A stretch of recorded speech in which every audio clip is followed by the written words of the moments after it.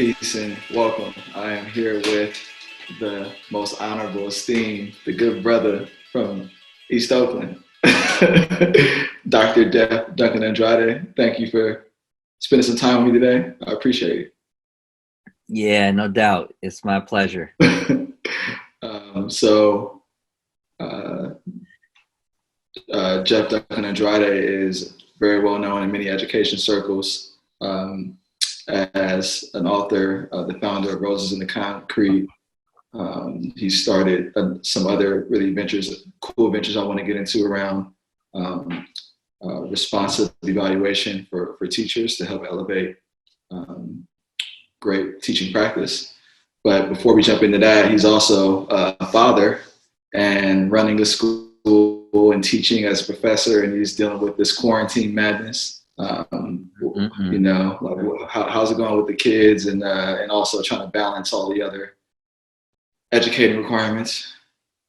Yeah, it's I mean, at one level, you know, my sons go to the school that we started in East Oakland, Roses in Concrete.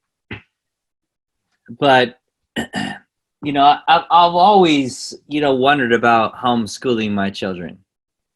You know, and so, you know, I'm a longtime educator. I've been teaching in this city for nearly 30 years. So, you know, having my boys home ain't no thing to me, you know, like teaching them, you know, setting up a schedule, all that.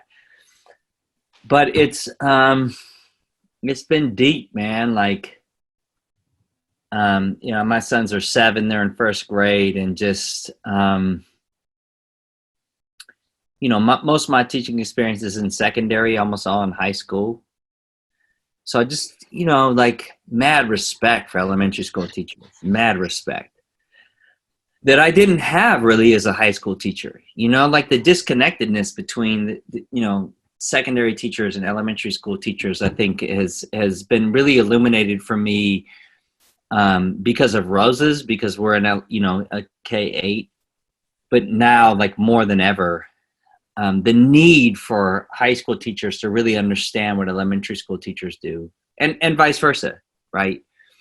And just the deepness of understanding, you know, like I don't remember how I learned how to read. And so teaching my sons, you know, how to read, and my sons are in first grade, so they, you know, they read well beyond their grade level, but it's just deep to me, you know, to watch formationally what children read. So they just as one example, and then I'll beg off of this, but we use the American Reading Company as our literacy program at Roses, and so they have an online platform, and so my son was on there, and you know, he's according to them, he's reading at a 4th grade level. And so he goes into, you know, 4th grade books, and I like, I went to cook him lunch. So I'm like, you know, you got to read while I'm, you know, doing lunch. And I come back and he's reading a book on 9/11. And it's this, you know, so this is like a progressive, you know, literacy company. And I'm just, I'm trying not to be like, you know, Mr. Social Justice, right? So I'm just like, I'm just watching my boys, you know, read. And they're reading about Osama bin Laden. And they're reading about terrorists, right? And there's no it's like flat facts. Like Osama bin Laden was a terrorist, right? He did that, you know, there's no like, so it's just deep to me, like how, if you're not really on top of, even like I live in the most, okay, maybe not the most, but like in a profoundly socially just, committed environment for the raising of my children. And if I'm asleep, if I like, you know, slept off for 30 minutes, my sons are like developing this analysis about terrorism, right? Which is going to carry over to their framework and their visual acknowledgement of Muslim people. So anyway, I think that the deeper point for me is that this has been, I'm incredibly privileged to be able to and troubled by the fact that, like, I spend an inordinate amount of my time developing lesson plans for my children.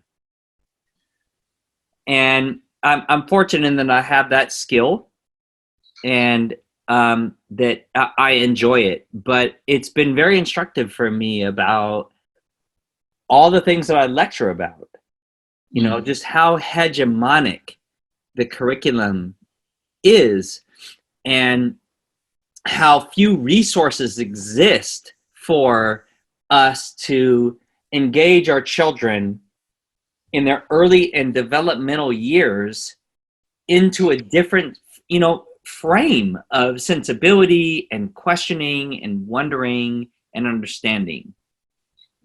And I was on a call. I was on a Maori TV last night, which is Maori or the indigenous people of New Zealand, last night, doing an interview. And it was just so striking to me how, here's another colonial context, and they're struggling with the same thing. Like, they rolled out a national, curriculum, and it just completely ignores all of the radicalized and racialized inequities that had happened as a part of the colonial project. And so here we are in a moment of crisis, which crisis always presents opportunity. And in this moment of opportunity for us to really reflect on who we are and to bring up new we have defaulted back to the status quo. We've defaulted back to protecting middle class and wealthy sensibilities. And that, it's not surprising to me, but I'm just sad, man. Like, damn. Like, this crisis presents an opportunity. And we're not capitalizing on it. We're not using this opportunity to really question what is possible for us as a nation. And the result is, and will be, like, mark my words, what, April 16, 3:16 p.m. say it so. I said it, that,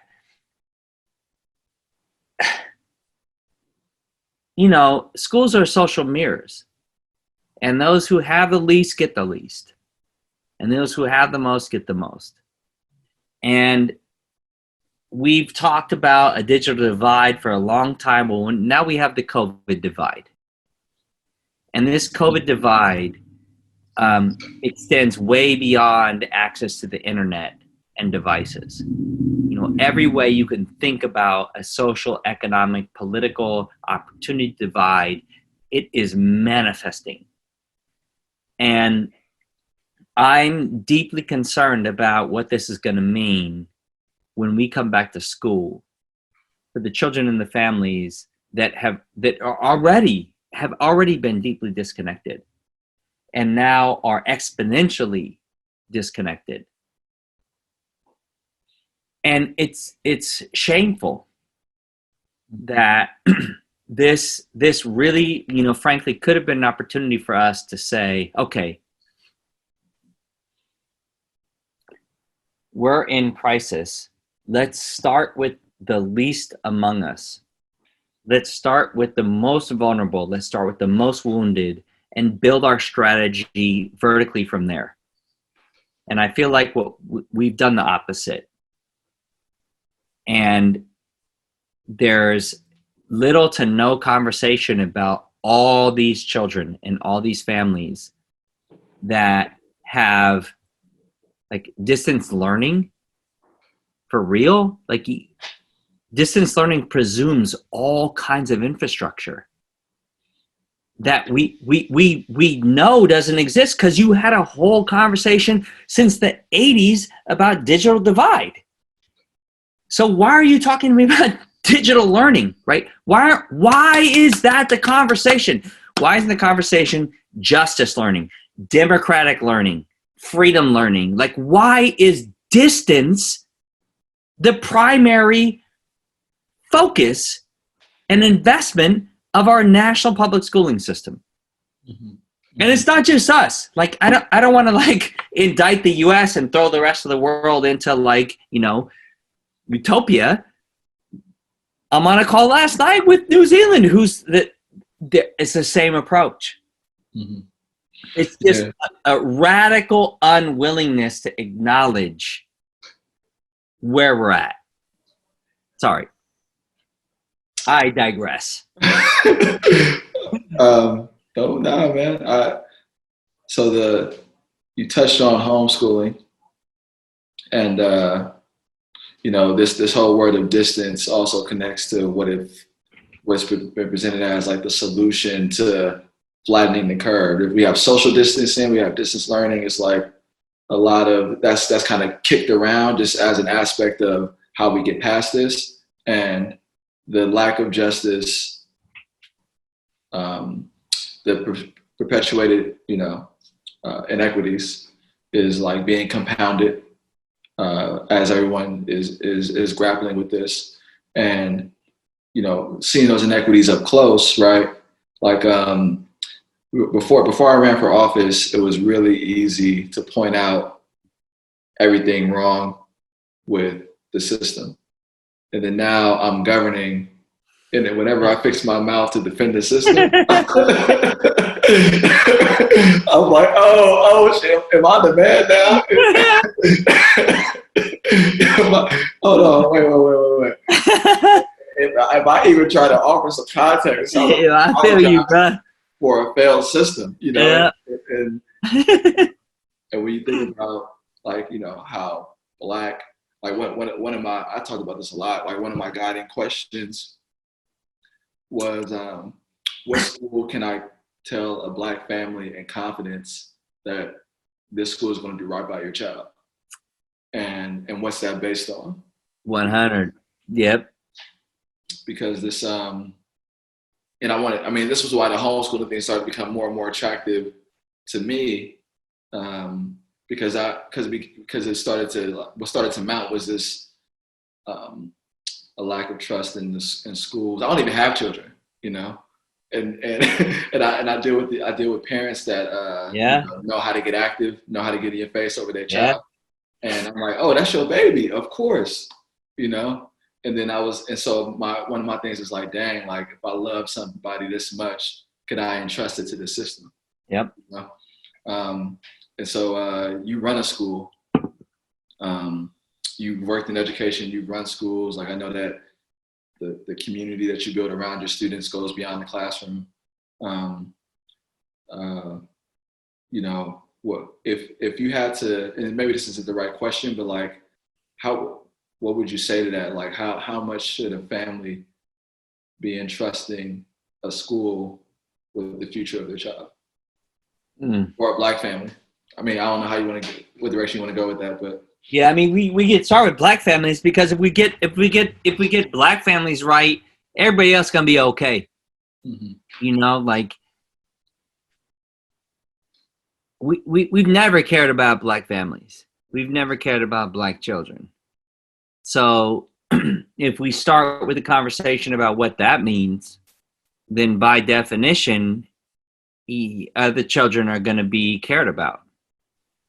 And I think that's the problem, is that hasn't been the starting point, right? It's been Black families as a peripheral, Black families as a like subgroup. It's like, no, Black families are the families. And I'd probably throw in that group Indigenous families. Like, who are the two groups that have experienced genocide in this nation? Okay, well, African people and Indigenous people. All right, start with them. Get it squared with them. What's the debt owed to them? What's the debt owed to their children and their families? Because if you square with them, then you square. So, from my perspective, it's off top. The only thing I want you to talk about with my babies is wellness. And I said this last night on New Zealand TV. I told this story about how I've been in these rooms pre-COVID with all these superintendents. Okay, and at moments like the superintendents of some of the largest school districts in the U.S. And I asked them, I said, okay, check this out. You're about to take a forced choice survey. Forced choice meaning that you have to choose one of the choices I offer you. You can't have both. Okay, this is not a smorgasbord, right? This is not a multiple choice exam. You have to choose one. Here are your options. And by the way, I don't want you thinking about any children except your own. I'm not talking about like all the kids in the schools that you're most concerned about, blah, blah, blah. Like, no. I'm talking about your babies. And if you don't have children by chance, then picture the children you don't have yet. Okay, because that's who we're talking about. Okay, here we go. Option A. Your child scores in the top quartile for all state standardized academic exams. But they score in the bottom quartile for all of the current measurements we have in public health and social epidemiology for wellness. Option B, your child scores in the top quartile for all of the public health measures of wellness and in the bottom quartile for all of the academic measures of literacy and mathematical progress. Choose. Every single one of them. And I've done this multiple times. Choose B. And then I say, I was going to choose B. Of course, right? Of course. So then I say, okay, what are your measurements for wellness? Nobody can name them because there aren't any. And then I say, you measure what matters in your schools. Which means that you can talk to me all you want about the wellness of children. But if you don't measure it, everybody, children, staff, site leadership knows it doesn't matter. Because what matters is what you're measuring. I'm not saying reading and writing and math don't matter. But what I am saying is that we know what we know absolutely in the research, social epidemiology, neuroscience, physiology, child development, psychology, is that the leading indicators of student development are wellness indicators: self-esteem, cultural identity, relationships, right? Those are the leading indicators. The lagging indicators are the things you're paying all the attention to. And the truth is that the kids that are doing well on the lag indicators are doing well on the lead indicators because their cultural identity and their relationships are already valued in this society. So because their lead indicators are default supported, their lag indicators show up well. But if you want to change the lag indicators for kids who are constantly under attack for their cultural identity, for their relationships, for their neighborhood, for their ancestors, for the language they speak, for all the things that identify them as outside of the mainstream white Anglo-Saxon Protestant English-speaking male identity, then you have to reorient your schools to value those first, because those are the lead indicators, and lead indicators pull lag indicators. So when lead indicators increase, lag indicators come along. So you can't tell.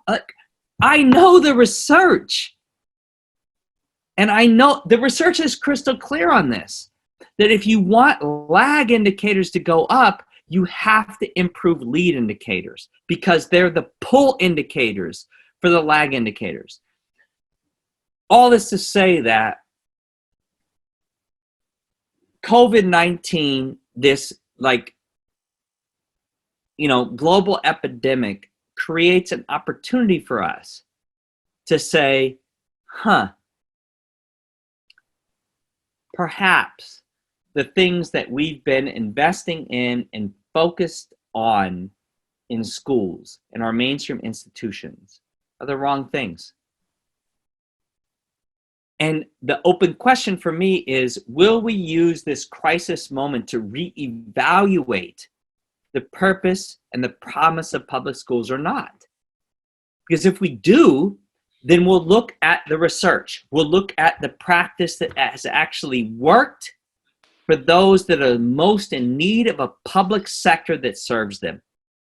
And what is undeniable in that research and practice is that what is most needed is a focus on wellness, not to the exclusion of reading, writing, and math, but a prioritizing, not rhetorically, not programmatically, but at the core, at the foundation. And if it's at the core, and if it's at the foundation of your practice, then you're measuring it. Because you know if your foundation is not solid, then all the other things that you're investing in won't land and produce the outcomes that you want. Mm-hmm. Yeah, one of the I think tensions around having a progressive or social justice focused approach to education is that it can sometimes get maybe, I don't know if co-opted is the right word, but there's a de-emphasis on measurements. There's these tests. Oh, did I lose you? No, I'm here.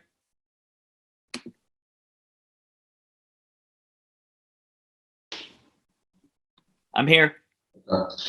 There's a de-emphasis on measurements, the state tests don't matter, grades don't matter. And what I hear you saying is that measurements have to be prioritized. It's we have to refocus what we measure. And so you have and if I have that wrong, you can let me know. But you also have a school where this is, you have to grapple with all of these very real requirements that our state and local authorities have around, how a school is accredited and chartered, and then how to hire people around a particular competence. There's all these evaluations all the criteria you teach educators, right, to enter the classroom. All that is based on, very real requirements and measurements. How do the wellness indicators play out? How are they playing out in practice at Rose's? Man, it's been a real struggle, because, we're designed as a lab school to really, push this conversation to say that, look, what we've been doing doesn't work. And you can tweak it to the cows come home. It's just lipstick on the pig. So we've got to innovate. We've got to. Education is the least innovational sector that I've seen. We're really close to Silicon Valley. The biggest funder of Roses is Google, which is ironical because when I've had I don't know if I'd say a lot, but I've had quite a bit of access to Silicon Valley, and in my conversations with them, what they have said is like our biggest asset. This is a direct quote from multiple, like really significant players in Silicon Valley. They've said our biggest asset in Silicon Valley is failure. And I was like, huh. Say more. They said, we have an entire structure built around failure because we know failure is progress. And then I started to back that out, right? And I'm like, okay, in schools, failure's hidden. Failure's shamed. So this directly undermines innovation. There's not a culture of innovation. So then you pull back again, right? And you're like, well, why is that? Because schools aren't failing.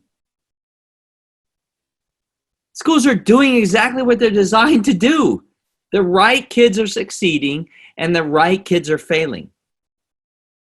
And I promise you, there would be like a massive investment in innovation if in June, wealthy white kids scored as well on SATs, APs, and state standardized tests as black and brown kids currently score.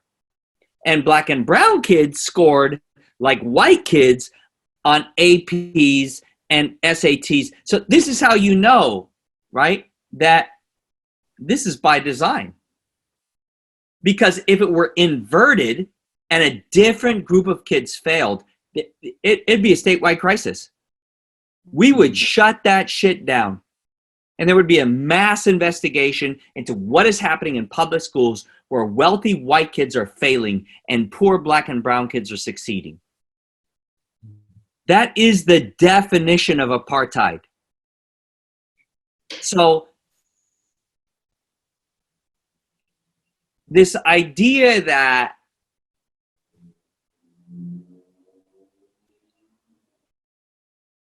we're going to create these schools that do the math, reading, language, all those things, and wellness without orienting themselves around the larger social, political, economic context is the problem. That we don't tell the truth about the conditions in which we're actually trying to do this work. And so at Roses, like we try to like invert it, right? And it's like, no, like first and foremost, what we are concerned about is cultural identity, relationships, right? Ethnic studies. And look, there's a whole bunch of stuff at Roses that we should have and could have done better. But in an innovation culture where you are a startup, the expectation is that there is like widespread failure, and that there's the circumstances under which you learn from that failure and you improve. Our failures as a school, which I can enumerate, at length, were not used as opportunities for us to learn and grow. And then to influence OUSD and other like spaces. Instead, they were used as cause for us to not continue. So we're literally in a battle for our lives right now for this school to continue. Because we've said, look, we don't care about SBAC. And look, I'm not talking philosophically or theoretically. My sons go to Roses. Okay? Like, back to my earlier question. What do you care about? what I care about with my sons is that they know who they are and that they know who their ancestors are. And they know, because if all of that is there, if the self-esteem is there, if the cultural identity is there, if the food, clothing, and shelter and safety is there, the reading and writing and the math is coming. I ain't tripping. I know it's coming. Everything we know in the research is that it's coming. But we act as if kids who grow up in a white supremacist, classist, homophobic, patriarchal society and don't have those core elements of food, clothing, shelter, safety, identity, self-esteem, if they don't have those things stable, we act as if they're going to suddenly perform on these state and national standardized exams in the same way as kids who have all of that stability. And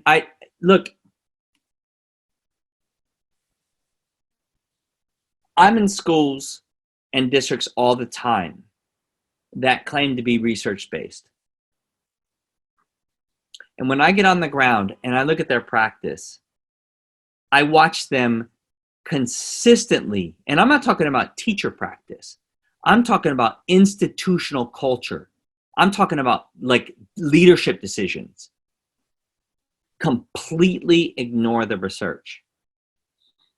So all I'm saying is this, that if we're going to be research-based and data-driven, I sign me up. I'm down for it. Because I know what the research says, and I know what the data drivers need to be. My issue is that I'm in schools all the time that make those claims and then literally ignore the research and the data drivers. And you can't have it both ways. That's the forked tongue. That's the devil. That's corruption of a public democratic system. So if we're going to be research-based and data-driven, then give me ethnic studies. Give me different metrics by which you're measuring student growth and progress. And absolutely, I'm down. Sign me up for reading, writing, and math measurements. I'm not throwing those out. But I'm saying that if those are your primary metrics for student progress, you are ignoring the research and you are ignoring the data, because those are lag indicators. And the leading indicators are the ones that we need to be paying attention to, because if you're not getting progress on the lead indicators, then you're not going to see progress in the lag indicators. And all the psychometricians know this. All of the researchers in fields outside of education have been arguing this for decades. And education has been resisting it and ignoring it because it's terribly inconvenient for two groups. It's terribly inconvenient for the groups that schools are working for. And it's terribly inconvenient for the corporations that are deeply invested in school curriculum, school textbooks, and school testing. And as long as we are catering to them, then we will get the results we are currently getting. And if that's what we're going to do, cool. Then just say that. And then our communities can make a decision about whether or not we really want to invest in that system. Back to the homeschooling conversation, right? But we're dishonest, right? We're not telling the truth about what it is that we're actually investing in. And we couch it, we bury it in this rhetoric about rigor, opportunity, okay? And that's my issue, is that it's you know, pre-civil rights, we just told the truth. Like, we don't give a fuck about you. right? You're going to go to substandard schools. Like you're going to have substandard jobs. You're going to live in segregated neighborhoods. We don't care. We don't care. You're like, you're not, you don't have value, right? Or you have less value. Post civil rights, we've created a narrative and a context and a lacquer that covers up the actual practice that's happening. And the truth is that most of the people who are negatively impacted by this, how much time do they actually spend in schools? How can we expect a single working parent to sit in their child's class for multiple days and really see what's up? So that's not happening, right? So there's a level, there's an absence of transparency, right? That is covered up by a rhetoric of promise. And as King said, like, you can write all the checks you want, but if those checks, if those promissory notes come back insufficient funds, then you're dealing with a bankrupt system. Right. There's a lot of the aspects of like cultural identity, and it's as a curriculum approach. I hear you saying it as like ethnic studies. One of my personal heroes is Malcolm X, and a lot of the knowledge of self rhetoric that he was introduced to like came through the Nation of Islam, which was like problematic for some reasons, but their roots were from Marcus Garvey. You already know all this. I'm just sort of giving some context. Yeah. In the Garveyites, right, and all of they talked about a supremacy, which is like we're great at the expense of others, which I think like other, has some, this is somewhat problematic, but it was also in response to what was, a society was telling them otherwise. And so they got rooted in this sort of like extreme perversion that taught themselves into a position of honor and power. And when I think about, you mentioned a bit about the conversation about 9/11, right? And that's connected to like what the curriculum looks like for suggested topics to talk about like Black history in schools, right? Like Rosa Parks, MLK, right? Not Kemet, not Garvey, not Malcolm. I actually didn't. I had never heard of Nat Turner or Birth of a Nation, right? Like the first movie, right? Till I got to college, and so when I taking it back to sort of that like Malcolm, like knowledge of self, that being an avenue to liberation or like self-actualization, which I've heard you talk about a lot, and schools not being well equipped like to address that is one of the things that I don't trust schools to do, right? So like families have to do it. Unless, I'm a policymaker, right? and so one of the things I've been considering, this is my last year on the school board, is like, oh, what if I introduced some curriculum mandates that talked about this like rooted history from Kemet and some of these other figures, and then in the implementation, it's always problematic because we can have ethnic studies and inadequate educators, or like good curriculum and inconsistent attendance. Like it's like all these variables that drive outcomes. And so like the implementation piece right now, that was a lot, but right now, like one of the things I wanted to get your insights on this, the current discussion in our board is if we should give all kids A's for the semester because of COVID, right? And in the discussion, it seemed compelling. Like, oh yeah, it's a crisis. Like Now, it's not one of the recommended options from the California Department of Education. I posted the direction we gave staff on Facebook, and a bunch of educators are weighing in, like, this is like highly problematic. There's like, do not, this is gonna take all the leverage away for kids to do anything. And so commenting on like all A's, what your thoughts are. I know you don't have a ton of context, but I'm sure you have some thoughts. And the issues of implementation when it comes to this aspiration about introducing topics that are focused on knowledge and stuff. On the topic of all A's, I would just say, like, who cares? Like, for real? Look, I'm from the 3400 block in East Oakland. And if you survive COVID, you excellent. You know what I'm saying? Like, I gives no f- if somebody from Piedmont survives COVID, because I already know they gonna survive COVID. So what?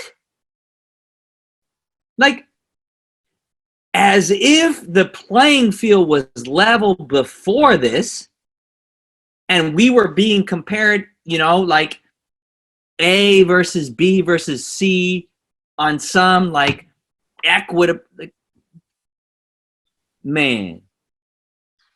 Okay, word. You don't want to do all A's? Got you. You come live where we live for the rest of the global pandemic, and I'm going to go live where you live, okay? And I'm going to give you my monthly allowance, and you going to give me your monthly allowance, and then we going to talk about grades. You. 100.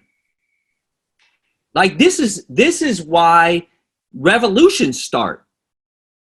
You don't want to give up an A? Man, stuff like that makes me question humanity. You don't have a clue. This is the debate you want to have with me. You want to have academic, rigorous debates with me,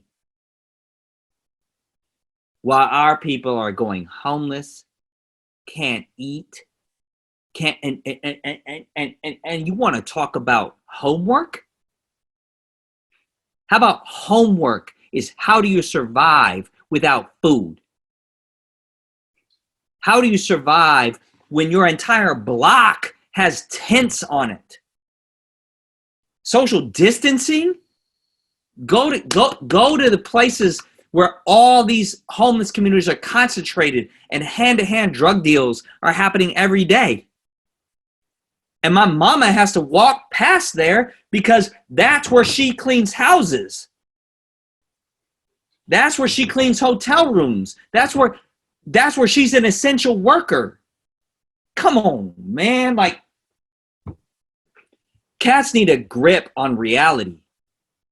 So everybody who wants to raise, okay, cool. Raise your objections. We have a special project as a part of the SFUSD school board called Exposure. So everybody who's concerned with the all A policy, right? Your concerns are registered. And what we would like you to do is take you on an exposure educational experience and then review your stance on all A policy. Because that shit will change your worldview. Seeing is believing. Right? So just do a little pilot project for everybody who's down for it and everybody who's not down for it. I take some cross group and say, okay, cool. So you down for it, you not down for it. We just want to have a policy discussion. Okay? 10 of y'all. We're going to take y'all to the places where there's relative COVID security. whatever those, I mean, I ain't from SF. I'm from Oakland. So I know where I'd take you in Oakland, but wherever you take them in SF, okay? And here's what kids are experiencing. Here's what families are experiencing, okay? Now, the second half of our day, we're going to go down in the lower bottoms. We're going to go down in the grimy, okay? Here's what those kids are experiencing. Same city, not a different, suburban zip code, like same city, same policy is going to affect all these kids. Let's come back and let's just talk about it. What'd y'all see? How y'all feel about this policy now? Right? Like, let people be exposed. There's a brother, why is his name escaping me right now?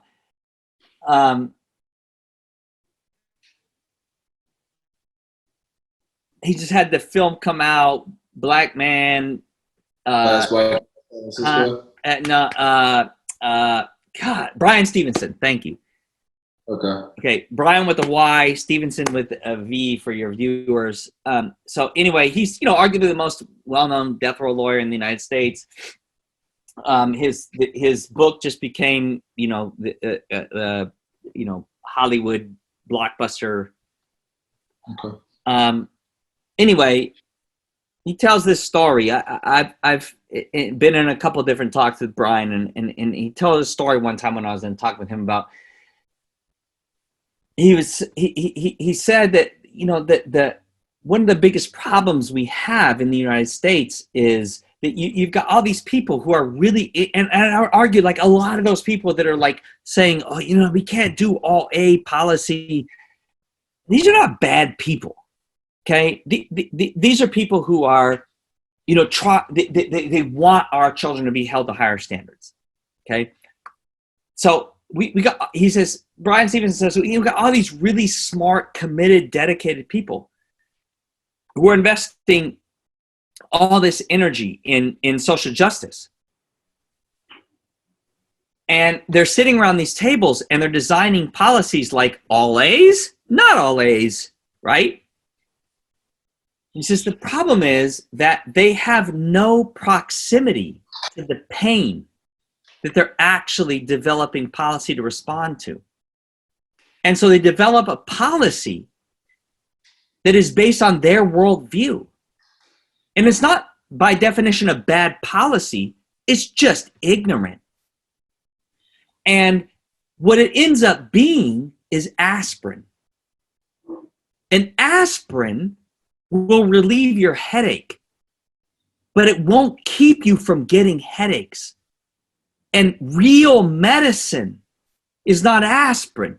Real medicine gets at the root cause so that you stop having headaches. So I would encourage you all to develop policy that isn't aspirin. Policy that's actually rooted in a response to proximity.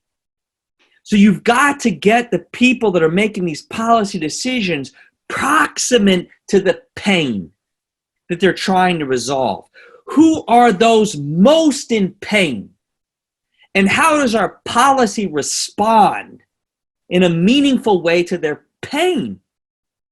Well, we're in a global pandemic, and crisis always elevates inequalities. So those who, and schools are social mirrors. So those who have the least get the least. And those who have the most get the most. And every policy coming out of a school board should start first with those who have the least. What is the policy that makes the most sense for the children in our community that are the most vulnerable and the most wounded? Because history will judge you based on how you treated the most vulnerable ones. If you claim to be a pluralistic, multiracial democracy, that's how you be judged. If you are a social apartheid, if you are an oligarchy, then you will be judged based on your ability to support those most vertical in your apparatus. But that's not what we say we are. So we have a bit of a conundrum, is that we claim to be pluralistic, multiracial democracy while designing policy that looks oligarchical. So from a policy perspective, right, the approach needs to be different. Get proximity. Spend time interviewing the kids who don't have access to distance learning, who don't have access to devices, who don't have access to internet, right? And figure out what is the assessment and grading policy for them. Because if you verticalize that, it will be fair. The second part of your question, I don't remember. Liberation, coming from this like philosophy of knowledge of self, the baseline of knowledge of self.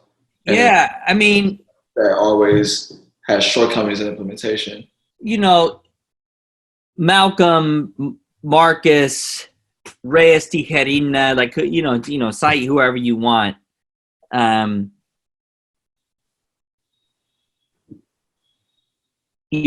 Black Elk,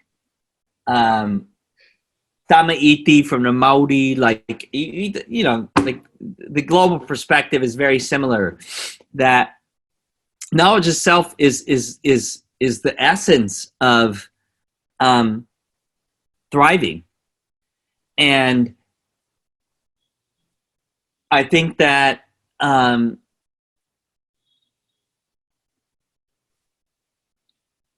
without our children really understanding who they are and who they come from, then what we're developing is mechanics.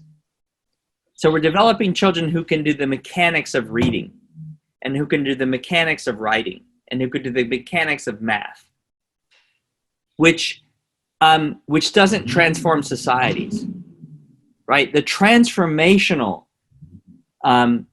mathematicians and writers and thinkers are the ones who transcend the mechanics. And I'm not saying the mechanics don't matter. Like, you've got to learn the mechanics of 1, 2, 3 and ABC. But to transcend that, to become an artist, to become a writer. I'm a writer. Like, I'm an artist. To become a mathematician, to become a scientist, right? You have to transcend the mechanics. And to do that, you have to find yourself in the craft. And that means you have to know who you are. And if you don't know who you are, then what happens is that you just learn the mechanics. Okay? And I think that this isn't just true for kids of color. Okay? I think this is happening in communities like, all over the country. And this is why you see, most of the school shootings are happening in white suburban communities.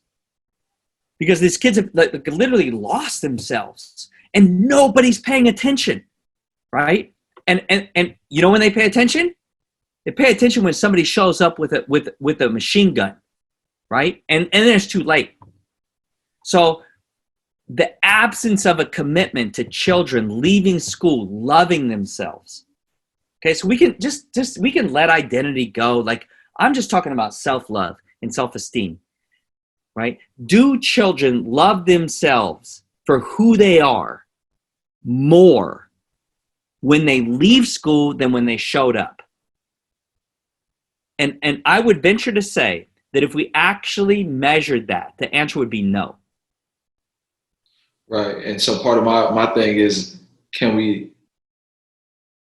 the question is, can we trust schools to accomplish that, given all of the variables that come into play when you're trying to, with implementation, like personnel, what? like retention. Schools are public institutions. They can be whatever we say they are. So if we say, look, you school are charged with making sure that every child that crosses your threshold leaves loving themselves more than when they came in your doors, we can make that happen. But that means that we've got to clear the plate. See, here's the problem, is that everybody's like, oh yeah, that sounds great, Jeff. And then what they do is they add that onto the plate of educators. an already like exceedingly full plate. Okay, no. As a nation, as a community, we have to choose what's most important to us. And the way that you do that first is you clear your plate. And when I say clear your plate, I mean everything. I mean, I want reading off the table. I want writing off the table. I want math off the table. I want science. I want everything. I want a clear plate. And then I want to say, as a community, what's most important? And if you tell me wellness, self-esteem, self-love, identity is most important, cool. Put that on the plate first. It's centered. It's protected. It's insular. It's foundational. What else is important to you? Reading, added. Math, added. Science, added. Peripherally, what's at the core? Self-esteem, self-love, identity. We don't do that, right? We've cored other things because schools were designed for a population that already had a solid identity, that already had self-esteem built in by virtue of the fact that this whole society was built for them. So you could add in all these other things that didn't need to be core because those weren't handled by the family. This nonsense that white families care more about their kids than families of color is fucking absurd. Put a white family in my neighborhood where every night it's rat-a-tat-tat. And let me see you care for your kids in the same way you currently care for your kids. It's going to change. So what's the essence of our project, and why is it that we keep talking about, given all the acknowledgement that neighborhood to neighborhood there's radical inequality, why do we keep talking about having schools look the same neighborhood to neighborhood? That's not equality. That's not justice. That's inequity by definition. So you start with the neighborhood, right? You start with the community you're serving, and you say, what does it mean to be responsive to this community? Clear everything off the plate, center the things that are the most needed right now. And you can revisit that, right, over time.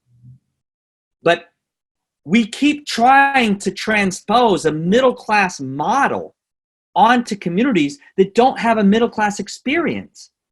And the result is that we ignore all the basic needs, like identity, right, among other things, that kids living in vulnerable and wounded communities need first.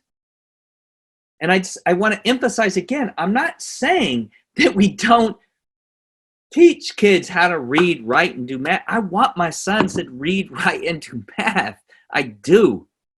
But if my sons know how to read, write, and do math, and they don't know who they are, and they don't know where they come from, then they don't know how to read, write, and do math.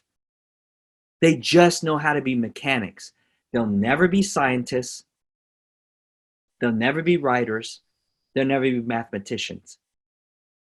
And for me, that's the conversation. That's the nuanced conversation that we haven't had because we've tried to create these big mega systems, right, that map across all these different communities.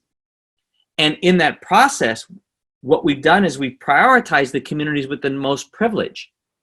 And we tried to push that down into the communities with the least amount of privilege. And of course, that will never work because developmentally, that doesn't make sense for children. I want to, we've reached the top of the hour, and I want to be sensitive to your time. Yeah, I got a 4:30. Another Zoom. I'm zooming in. Yeah. Okay. I should give you some time to relax too before you. Let's end talking about hip hop. And okay. And I, your talk on Tupac, I'm familiar with. I'll put it in the description so people can check it out. The TED Talk on Tupac, and you have a school named after a hip hop artist, Lyric or, you know, which connects to another Pac's Book of Poetry. Yep. poetry. You know what? All right. So just talk a little bit about the influence of Tupac and at its highest form, you know, what hip hop should be in 3 minutes. So you You no, I know, want to put a time. I don't want to, you know. yeah. Chuck D said once that hip hop is CNN for Black and brown people, and I think that's right. Like, you know, I check on CNN and MSNBC, you know, every day. If you follow my Twitter feed, you see like I drop little stories from them every once in a while with some commentary. But there's a way in which artistry tells a story that isn't often captured in the mainstream media, and that's not just true of hip hop. I think it's generally true of artistry. But hip hop is, and let's distinguish between hip hop and rap. Right. I think hip hop has a historical origin and originality that is about telling a truth from a perspective that is either denied, dodged, or ducked. And so I don't think it's an absolute truth. I don't think it's a pure truth. Okay, but I think it's a truth that gives us a perspective that we have conveniently, or perhaps inconveniently, time will tell, ignored. So in times of crisis, looking to artists, I think is an important source of information and truth-telling.